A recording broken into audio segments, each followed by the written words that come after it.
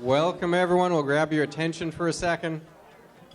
Thank you for attending. We're glad we can have everyone back come out for an event like this, so thank you for joining us. We will have a quick disclaimer showing up. The legal guys make sure that we have this, and so that you know what's going on, and we indemnify ourselves that way. It absolves us of all liability, essentially. Excellent. Well, we'll get the show on the road here. They are going to clear the plates. There is a dessert coming, but we don't want to keep folks too long, so I'll start the presentation. Before we dive in, I always remind everyone that our team, our focus is very much holistic financial planning, which does include retirement. It looks at taxes, it looks at investments, and of course, one of those big puzzle pieces is the estate, which is why we have tonight set up to dive into the estate planning component. And that leads us to our special guests tonight, Lauren and PJ. Yeah, I'd like to tell you they are both from Taylor McCaffrey. Paul, or PJ, he's a partner at Taylor McCaffrey and a member of the firm's tax group. Paul assists clients with taxation and related corporate commercial matters, focusing on owner-manager tax issues and trust and estate planning. Paul's a member of the Canadian Foundation and Society of Trust and Estate Practitioners, and is the past chair of the tax subsection of the Manitoba Bar Association, has lectured on behalf of the Law Society of Manitoba, the Manitoba Bar, and the Faculty of Law at the University of Manitoba. Lauren here is an associate lawyer at Taylor McCaffrey, where she practices primarily in the areas of business law, taxation law, and estate planning. She's dedicated to be a trusted advisor by listening, understanding, and providing effective counsel to all her clients with commitment and integrity. And as they take these important steps, she's involved in the community. Lauren does a lot of volunteering with Legal Help Center, the Community Volunteer Tax Program, and is a lifelong Folklorama participant.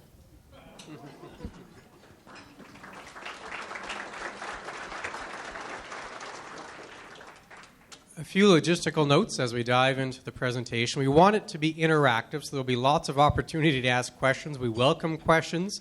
Kevin and I do have a few prepared common questions we get from clients or pieces that we think clients should know. So we'll lead off. We'll start with some of those common questions.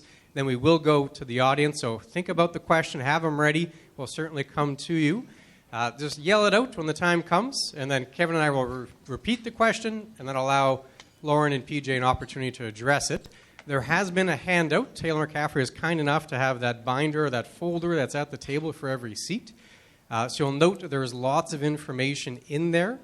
We're going to talk about a lot of that tonight. There's also a notepad that we added, so you can jot down some notes or some ideas as we go through the conversation. So with that, I think we can dive into our fireside chat. And our first question that we want to find out is, what are the basic estate planning documents that you need?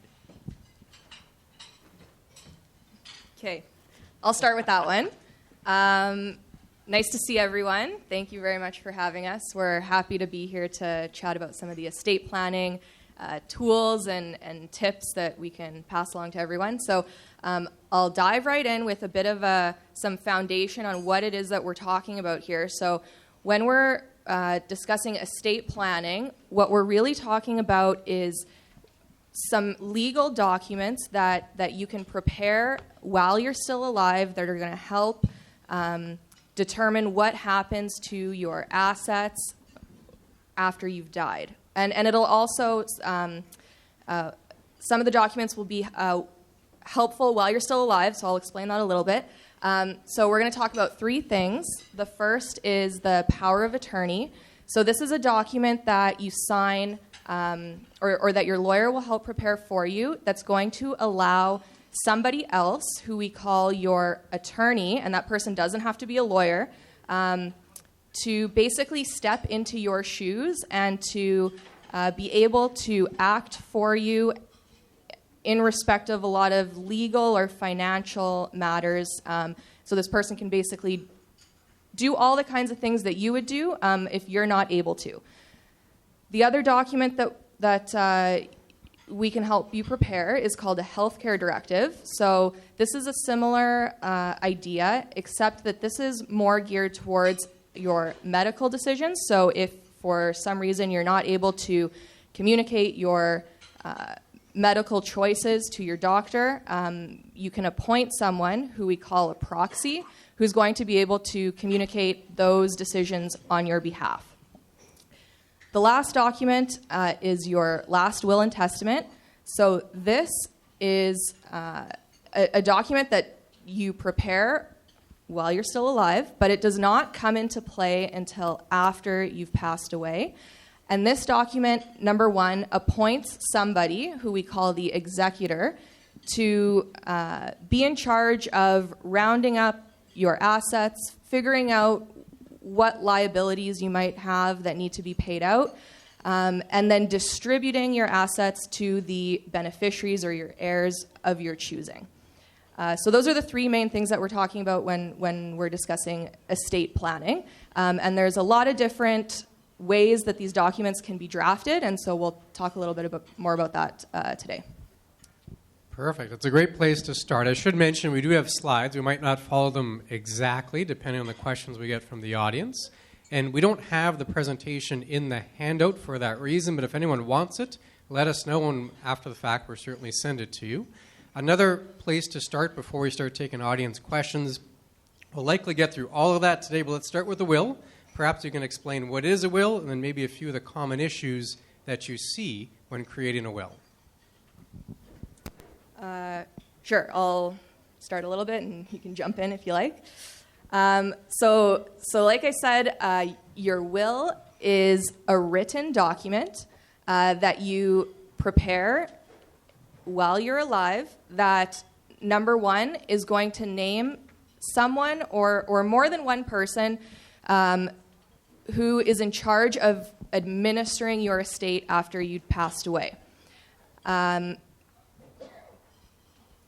The key here is you want to pick somebody that you trust or that you basically want to give them the responsibility of collecting your assets, paying any kind of liabilities, and then distributing your assets in accordance with the gifts that you're going to set out in the will to your beneficiaries. And there's so many different ways that you can set that out, because it's basically where would you like your assets to go after you've died. So those are the instructions that you're giving to your executor and the instructions that they're going to have to follow.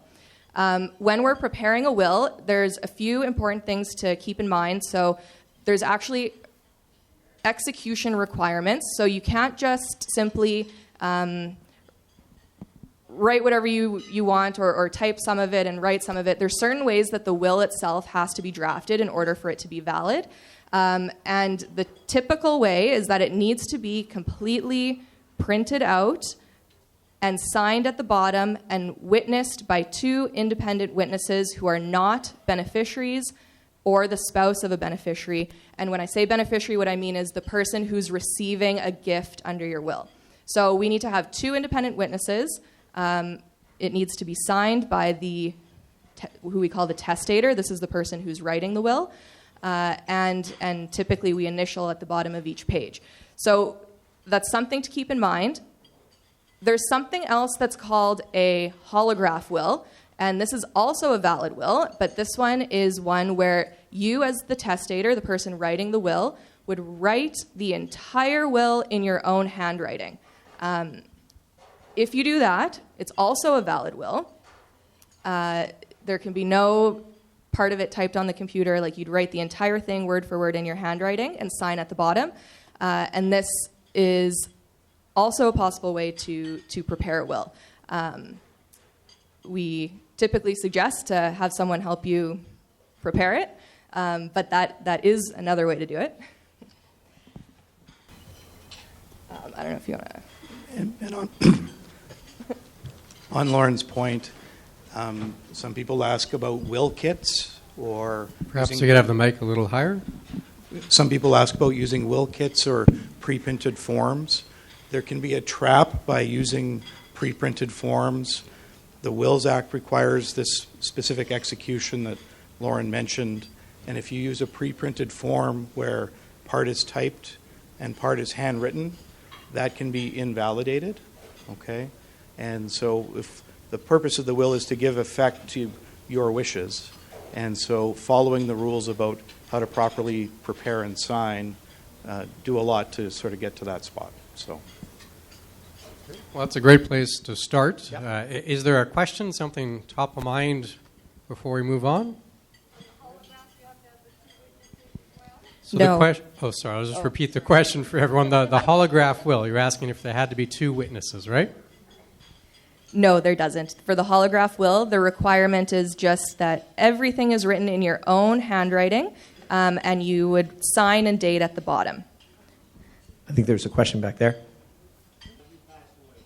So the question is, what if one of the people that witnesses passes away before you pass away? Generally not a problem, as long as the will was prepared properly. So it is important to do it the right way, and if it's done the right way, then that's typically not an issue. So there is a trap there, though. So to that question, when you prepare a will, if ultimately you have to probate the will, and we'll talk about probate a little bit as we go, but that's really just a fancy lawyer word for having the court approve that as your final will. But if we need to probate the will, one of the requirements is that there's something called an affidavit of execution that goes with the will. So the prior practice might have been to not prepare that affidavit until probate was submitted, but in that case, witnesses can move away or pass on or be hard to locate. And so the current practice, the better practice, is to sign that affidavit of execution at the time the will is signed. So it's always available. So if you have a will and you don't have an affidavit of execution, then losing the witnesses can be very problematic and requires a special court order to approve it later. But if it's prepared at the same time, then you're going to be just fine. Okay. Another question. I note they are serving dessert, which looks delicious, and I think coffee and tea is also available now. But a question up front?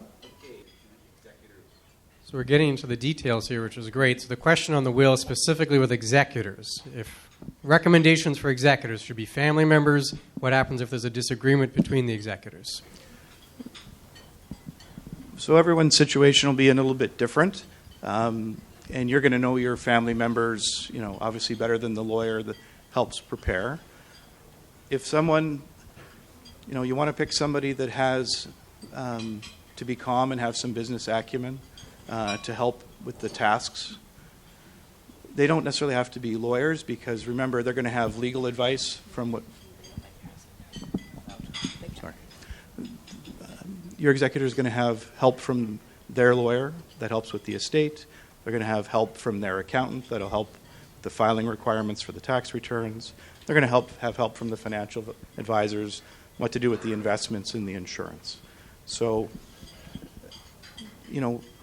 if someone feels up to the task, and then I don't think you necessarily have to worry necessarily about having a corporate executor or a professional hired to do it.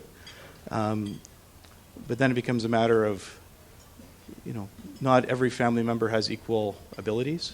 And so sometimes when we're taking will instructions, we'll have some frank discussions about, naming two kids as joint executors when they don't already get along is setting them up for future dispute, right? So, we'd often want to have an odd number so that there's always a dispute resolution mechanism. So it should be 3? Depending on your family circumstances, if there are 3, maybe that's better. Or name one at a time, acting in succession. So I like to say that being an executor is not a perk or a benefit. It's a real job. Okay? And you're not allowed to benefit yourself. You're only allowed to administer the estate in accordance with the terms of the will. So I know there's a feeling that we want to treat I'll speak about kids for a second, but treat our kids equally by having them as joint. But sometimes that's not the best way to go forward. Yeah, I'll repeat it here so everyone can hear. The question was about immediate family involved, and you said 4 siblings, right? Exactly. Yeah, so... Let's say you got a family. I don't know that there's a hard and fast answer to that because it depends on the family and how those siblings might get along, right.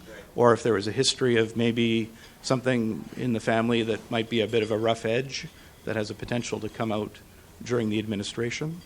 It also depends quite a bit on the assets that you have and how you're going to divide them out.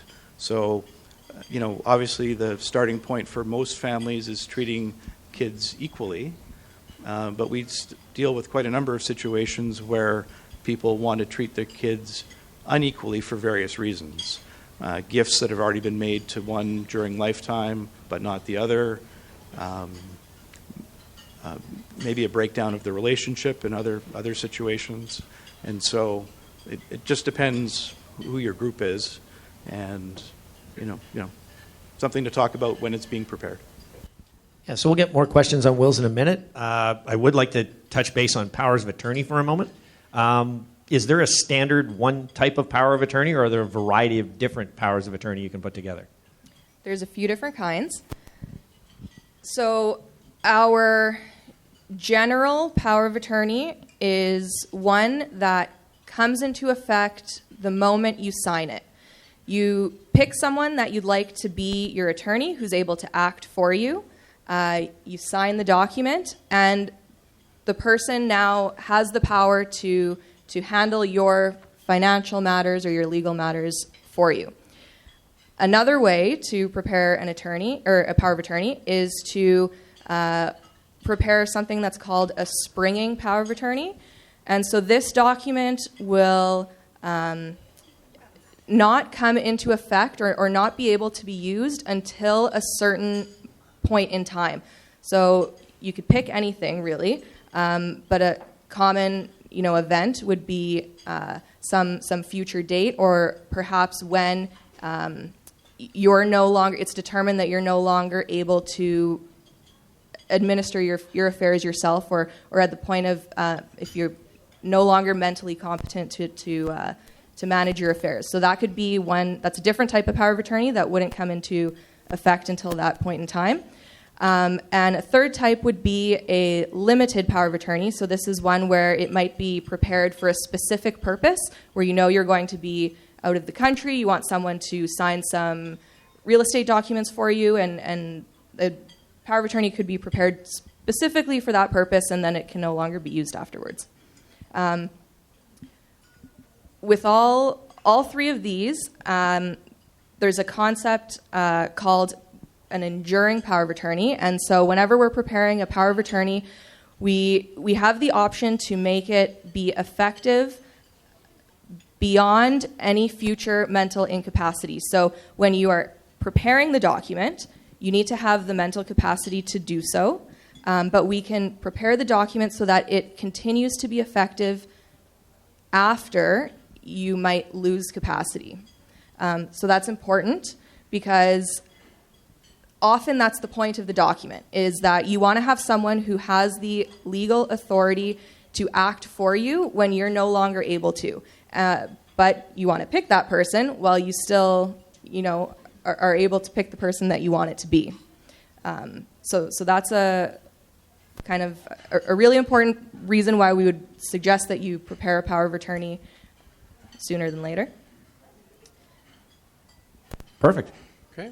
I saw some questions over here a moment ago. Oh, yeah, go ahead. It's a good question. So going back to the executor, asking effectively if the executor could be paid for their time.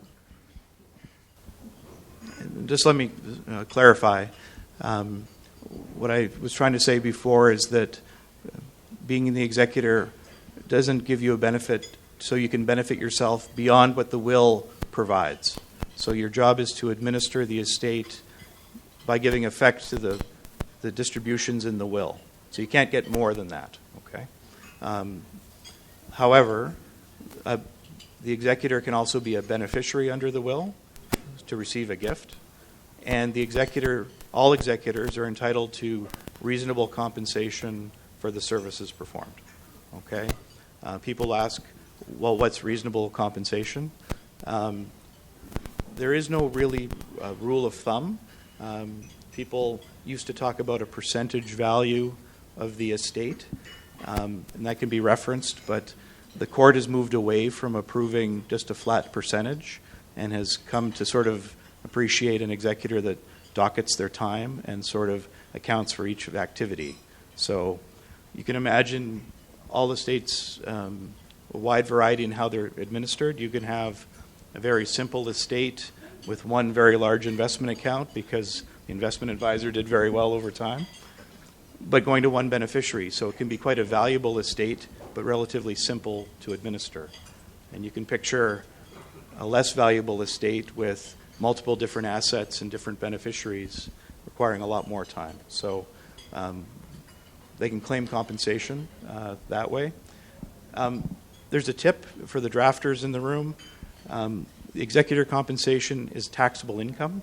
So what people don't appreciate is the executor actually has to report their executor fee and pay tax on it. A little drafting tip, if you can set an amount in advance, if you leave a gift to that person in the will, the gift is tax-free as a gift. And you can leave the gift provided they don't claim compensation in addition to. And so it can be a way to get a little tax benefit for the person being your executor. They're not even accountants. Right up front, yeah. Yeah, I guess the question is, what is the procedure after I die? How does this all work out? Will, probate, and everything else? Okay, so after you pass away, we'll need to locate the will. So number one is you want to keep it in a safe place. So you want to let someone else know where you're keeping it, because your family or your executor is going to have to find the original document. That's another thing that's important, is that if you need to keep the original signed will somewhere safe, because that's the piece of paper that we submit to the court in order to get probate, which I'll explain in just a second. So probate is the process of submitting the will to the court to have the court validate the will and give your executor the power to begin administering your estate. So would that be if I see my lawyer who has my will, will do that? Yes, so she wanted to know if the lawyers had the will, if they'd be the ones to submit it to court. So it is very common that your lawyers keep your original will, because that's a very safe place for it to be kept. And then your lawyers will help your executor to prepare the application to court, because there's some court documents that need to be prepared and signed by the executor, and then the lawyers will also help you submit that to the courthouse as well. Not every will needs to be probated. There are certain actions that may need to be taken with your assets that are going to require a probated will, so a court-validated will. One of those actions is to transfer real estate. Another might be if you have registered plans and the administrators of those plans want a probated or validated will before releasing the funds. And some banks are going to require a probated will as well before they're going to allow the executor to start distributing the funds that are held in bank accounts. It's not always. Some banks have a threshold, depending on how much money is in the account, whether they're going to require you to probate the will or not. But it's often that is a step that has to be taken. If it's a very simple estate and there aren't any of these assets that a probated will needs to be used to transfer them, you don't have to do it. So if a lot of your assets are what we call jointly held assets, and I think we'll talk about that a bit more shortly, they may be transferred to the other joint owner automatically, and no probated will is needed to complete that transfer. So it really depends on what assets you have to confirm whether or not you do need to take that step to probate the will, which is the court application that I was talking about. Yeah, we'll get to more probate questions in a minute. One other one that comes up is, I have a power of attorney. What's the big difference between a power of attorney and a healthcare directive? Can I not figure out things for medical scenarios just on a power of attorney? Unfortunately, Manitoba has different legislation for each of the wills, power of attorney, and healthcare directives, and they all have slightly different rules. So as much as we'd like to have one document, the legislation requires us to have a separate document for each one. And so the power of attorney is limited only to financial matters during your lifetime, okay? And the healthcare directive speaks only to healthcare decisions if you can't speak for yourself. I see a hand back there. Yeah, go ahead. Good question. Yeah. So the question would be more along the lines of, do I have to update my power of attorney regularly if there's rule changes or things along those lines? In Manitoba, there is no specific time period where a power of attorney expires, for example. So as long as a power of attorney was properly executed and witnessed at the time, it's still actionable today. So we see quite old power of attorney documents used for land transfer purposes or used at the bank. So I'm not quite sure how to answer your question that way. So like I mentioned before about the wills having an affidavit of execution, powers of attorney have an affidavit as well. And so in your case, it might have been that affidavit was missing or illegible or a copy and not an original. The point I'd probably make off that question is, if you don't have a power of attorney document and someone has a capacity issue, okay, or they need help managing their affairs, the only other way to get that authority is to go to court and get a court order, okay? And so the simple insurance and the cheap way to do it is to put the power of attorney document in place while you can, okay, and that avoids the court order process later. All documents should be reviewed from time to time if your circumstances are changing. So when we're young people, our parents tend to be good choices as power of attorney, for example. As we get older, our parents are much older, they tend to be less good choices. And eventually, hopefully, our kids take that role. So reviewing your choices of who those people are, just depends on your circumstances and everyone's ages and abilities from time to time. Okay. Oh, we got a couple here. I'll come back here. I'll start over on this side. Good question. So we had mentioned earlier about the will. You could do it in your own writing, a holograph will, and the question is if there's an equivalent for a power of attorney document. Generally, no. The Wills Act specifically allows the holographic will, but the Power of Attorney Act does not. So, okay. And sorry, to that point, in order to have a valid power of attorney, the Act requires that it be witnessed by a notary, in addition to. So, no holographic. Okay, right here. Yep. Do the banks lock up their account until everything's settled? Yeah, so the question, a couple of pieces, but generally around the distribution of the assets. Someone passes away, and if you're executor and power of attorney, can you draw down the funds from the bank account for certain expenses, and any guidance around that? So the starting point is if the accounts are only in the deceased person's name, then those accounts are effectively frozen until a grant of probate is issued. Accounts that are joint can still be accessed by the other joint owner, okay? And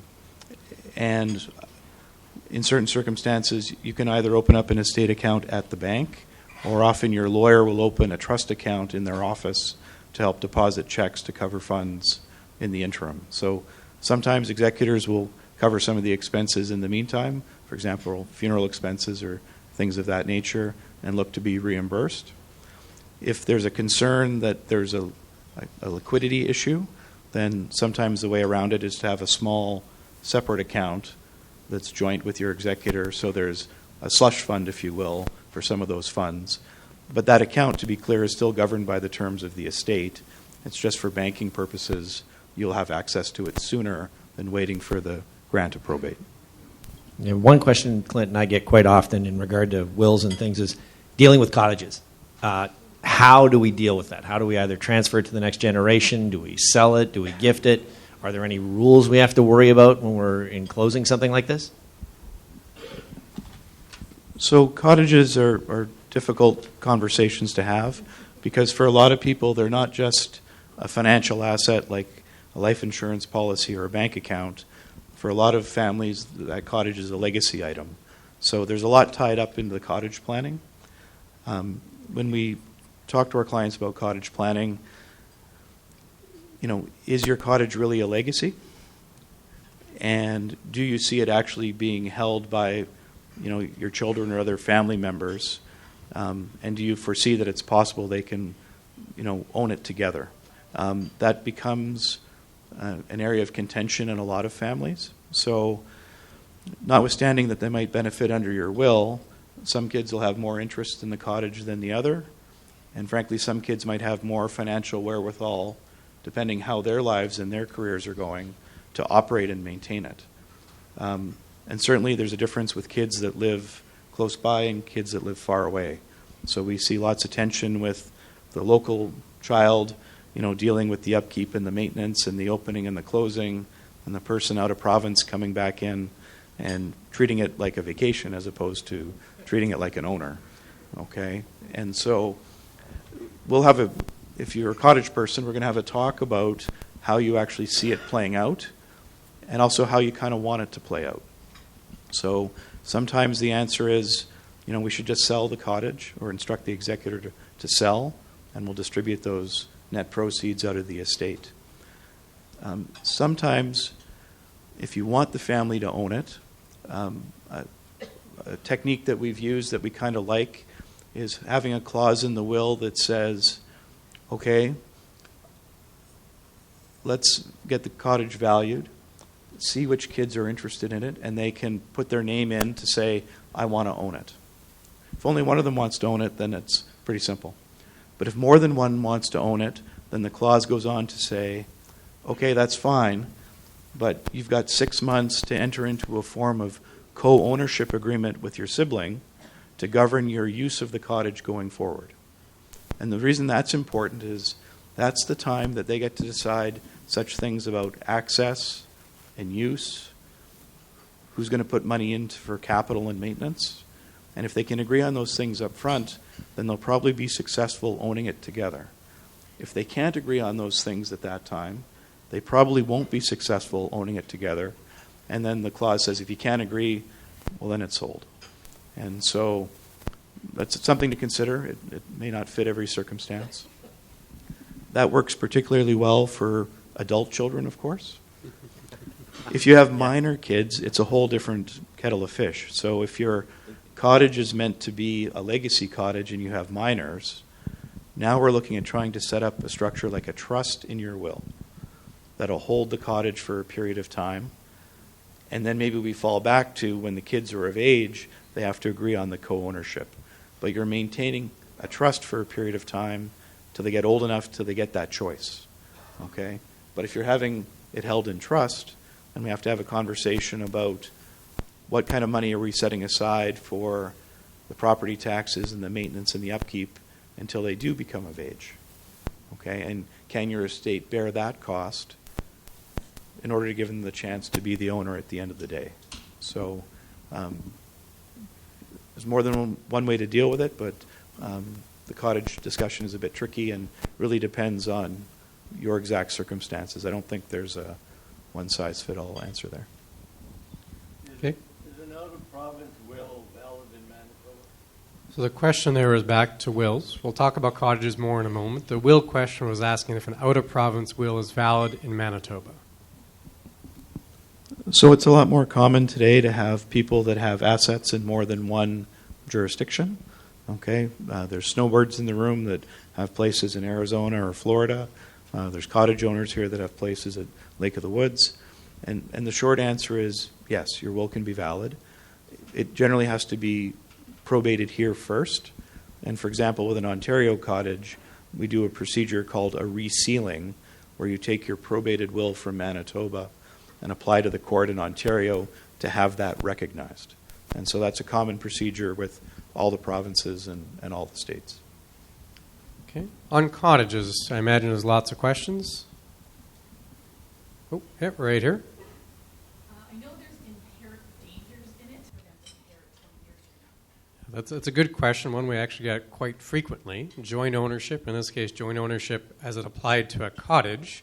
And you did list some of the dangers there, but perhaps I'll let you guys cover some of the pros and cons of doing that.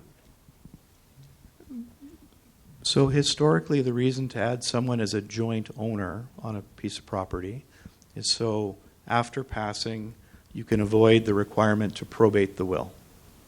Okay? In Manitoba, that was largely driven by the fact that you didn't want to pay the probate fees that were associated with probating the will.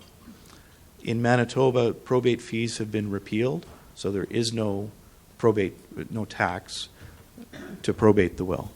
And so in our minds, the large part of the reason to add a joint owner is disappeared in Manitoba. It's not necessarily the case in Ontario or BC that have significant probate fees still. And in those provinces, we see a fair bit of probate fee planning structures. But in Manitoba, we really don't anymore. The downside of adding someone joint is it is a disposition at full fair market value. And although you're adding them and they're not paying you anything, there's no proceeds, you have tax to pay based on that disposition. And so accelerating the tax is a consideration. And now you've got joint owners on your property. So I appreciate it's family, but the lawyers see all the bad examples, and those few bad examples give us our war stories to tell for the other 95% of you that won't have that issue. But you're joint and there's some rough edge you're falling out, and you want to drill a well, or you want to sell, or build an addition. Now your joint owners don't agree, and you've added someone else as a decision maker on a property that you controlled by yourself in the first place. So the secret, lawyers are control freaks. So we don't want our clients to give up control either. On a quick follow-up on that, you mentioned if somebody's a Manitoba resident, they have Manitoba will, but they have cottage property at Lake of the Woods. Now you're under Ontario for probate fees, aren't you? You're under Ontario probate fee for the value of the cottage, the Ontario property itself. Good questions. You had a follow-up question here, and then we'll come over here. Yes, or just further on the property. Yeah, so a detailed question there revolving around capital gains, effectively. If they were added to the property today, it would be at today's value, today's deemed disposition, as opposed to having to do it, say, in 10, 20 years, where the value could be much higher. That could have an impact on the capital gains tax.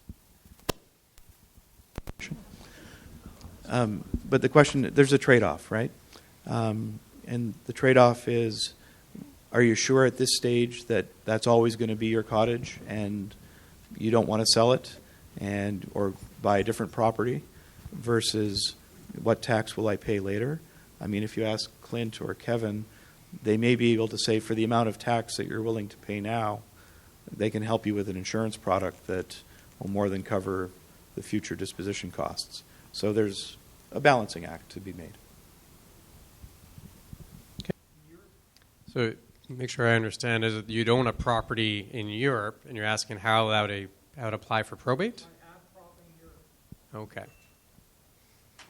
Okay, so a question about property outside of Canada, specifically in this case Europe, and how that would apply. So the short answer is yes, you're going to have to comply with local law to transfer local property. Okay? What I mentioned before about resealing the probate is still a procedure that you'd apply for in Europe. If we have significant foreign property, we'll often advise clients to write separate wills in each jurisdiction that cover only the property in that jurisdiction. So there's an international convention for recognizing wills. Not every European country recognizes that particular convention. So that would lead us to having a conversation about which country is it? Do we fall under the convention? Can we do what's called an internationally signed will so that it applies in both jurisdictions? Or do we need two wills, effectively? Okay, I think there's a question way back here. Mm-hmm. So talking about an amendment there, you have a will drawn up by a lawyer, and then you want to make a change or an amendment. Can that piece be holographic in your own writing? The short answer is yes. So after you've made, I'm talking just about the will now. After you've made your will, you can always make changes to it, provided you still have capacity to create a will. So it's the same test when you created the will in the first place. Do you still have that same capacity to make changes to it? If you do, you can there's a couple options if you want to change what you've written. If there's a significant amount of changes, we might suggest that you just redo the will, because we don't want to monkey around with how it's been drafted too much. But if there's a simple change that you want to make, for example, one of your gifts was some amount and you want to just change the amount of the gift, you can prepare what's called a codicil, which is like an amendment to the will, and it's a separate document that you keep with the original will. And the rules for preparing that codicil are the same as for the will itself. So either you have it all typed out, properly witnessed by your 2 independent witnesses and signed at the bottom, or alternatively, you can just write it out in your own handwriting completely and sign and date it at the bottom. So the same rules apply. Okay, you mentioned... Oh, go on. One consideration, if you're thinking about an amendment by way of a codicil, is everyone gets to see the change that you made. Okay? So if you're making a change and you're happy that everybody knows what the old one said and knows what the new one said, okay? So your aunt knew that she was in the will and now she knows that she's out, or so-and-so knew that they were getting X and now they're getting Y, then a codicil is just fine. Okay? But it's also 2 documents. So you got 2 things to lose instead of 1. Okay? So these days with computers and reprinting documents, if you have to meet and have 2 witnesses sign your codicil, encourage you to think about just simply making the change on the will. You just reprint it with the word processor and sign it anyway. So just keep that in mind about codicils. You talked about probate before. We discussed sort of joint ownership. What are the pros and cons of having joint ownership for probate? Perhaps you can explain what probate is, and then dive into the joint ownership. Sure. I think I spoke a little bit about what probate means in an earlier question, and so I actually wanted to talk about what joint ownership meant a little bit, because there's 2 kind of concepts, and so I want to make sure that we're understanding.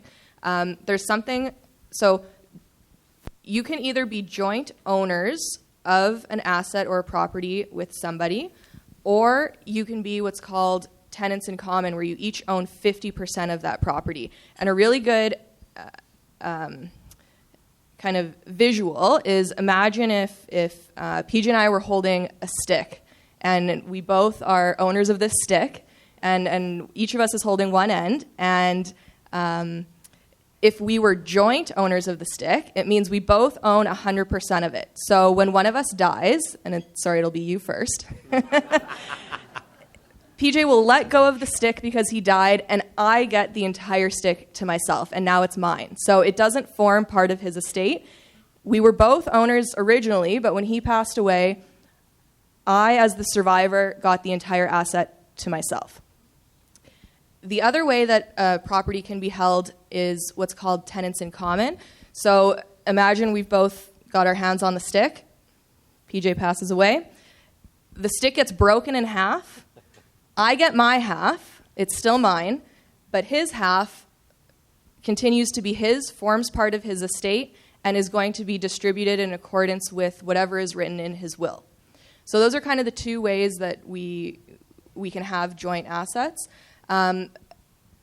Sorry, what was the question? What are the pros and cons, for either being joint owners, we'll say with right of survivorship as opposed right. and dealing with probate? Well, it really just depends on what you want to happen with that property. If you don't want it to form part of your estate, it's going to go straight to the other joint owner. If you do, if there's something specific you want to put in the will, then obviously joint ownership isn't the way to go. There's another kind of catch, is that when you are joint owners on a bank account with an adult child, it's not automatic that the law doesn't assume that you meant to gift that bank account to your adult child.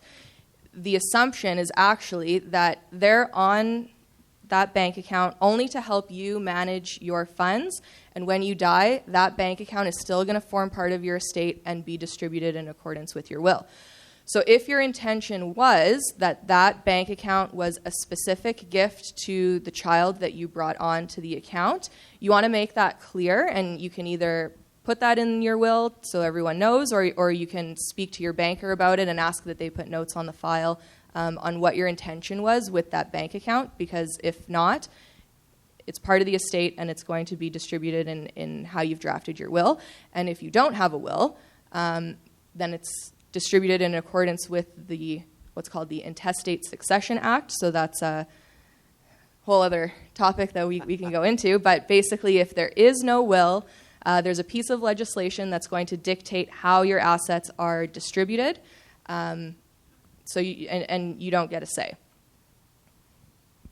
Perfect. Question right here. So the question is: a family member makes a will but doesn't disclose where it is, or which lawyer is there, and how you can handle that situation.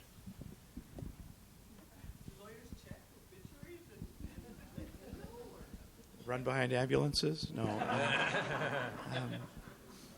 So Manitoba is a jurisdiction where there's not a registry of wills. So in some U.S. states, as an example, when you write a will, you must register one. And so there's a way to find it or find who's holding it. In Manitoba, we don't have such a system. And so, when we prepare wills or work on estate plans with our clients, we're a big fan of having a family meeting. And we're a big fan of not having those documents be a surprise. So the call you don't want to get is, so-and-so has passed away and congratulations, you're the executor, right? So, in that circumstance, if someone doesn't want to disclose, okay, after passing, where do they keep their papers? Did they disclose to someone else, but maybe not you, who they used or where their papers are? But those need to be found at a certain point. So, when we do our planning, we certainly want you to share your wills with your executor. We want you to share your power of attorney with your attorney. We want you the healthcare proxy should know where the documents are or where to get them. So before we get into a free-for-all on all types of questions, one last one is at the topic of letters of administration. What are they? When do I need them? Sure. So grant of probate is just that fancy lawyer term for going to court to get a seal saying this is somebody's proper will. Okay? And third parties like Land Titles Office, the bank, or the insurance company won't deal with an executor without the grant because that's their insurance policy that they're dealing with the right person. Letters of administration is the term we use where someone does not have a will. So if you don't have a will when you pass away, some interested party, so typically a family member, but it can be anyone interested in your estate, can apply to court for an order that makes them the administrator. So we use the term administrator where there's no will and the term executor where there is. And so that letters of administration now gives authority so third parties will let you deal with the deceased assets. Perfect. Question back here. So the question getting at, if you don't have a will, what would happen? So I mentioned the Intestate Succession Act. What that piece of legislation says or does is give us a framework of where your assets are going to go if you didn't have a will that said otherwise. And generally, first, if you have a surviving spouse, everything goes to your surviving spouse. If there's no surviving spouse, it'll go equally to your children. If you don't have any children, it would go to any surviving parents. If there's no surviving parents, it goes to siblings. Like it's kind of, it'll go along the family tree for quite some time. If you don't have anyone, no family who meets any of those descriptions, then it would go to the Crown or to the government, but you've got a long way to go before it gets there. The problem with the flow chart in the Intestate Succession Act is it goes by wings of the family, like Lauren mentioned, but it goes equally to all. So one of the problems with relying on the Intestate Succession Act is it may end up at a level of family member where you want to, this cousin or that aunt, but not this other side. But it treats everyone in equal shares. So it may not work the way that you might have chosen. And the other thing is, without a will, someone has to go forward and apply for letters of administration. Okay? Whereas with the will, you get the chance to have your wishes put forward and choose your executor and have some more orderly planning. Okay, well, we did say we'd try to wrap up by 8. I appreciate we're a little over time, but since we have the lawyers here, we will take a few more questions if there are more questions from the audience. Oh, right. I'll come back to you in a second. Right here. So asking essentially a POA not doing their duty and taking a sum away from the individual, and then after the fact, what you can do about it? Okay. Short answer is yes. The attorney has a duty to report from time to time and to pass accounts when requested. So there's an ability to review their behavior while they were power of attorney.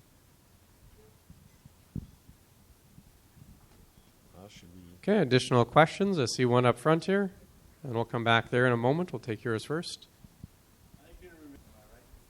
Okay, so the situation there was about, what, I think you said your dad? Was the executor of a will, and then in that will, they left nothing to their spouse.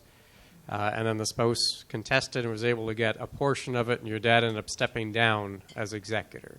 So perhaps what would happen in that kind of situation? I think the lawyer picked his